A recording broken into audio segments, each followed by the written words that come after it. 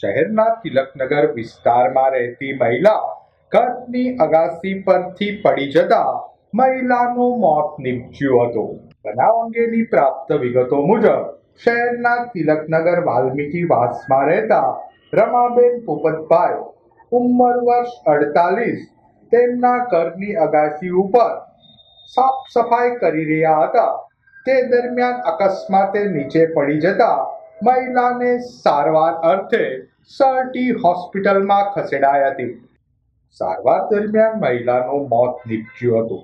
બનાવ અંગે પોલીસે અકસ્માતે મોતનો ગુનો નોંધી વધુ તપાસ હાથ ધરી હતી.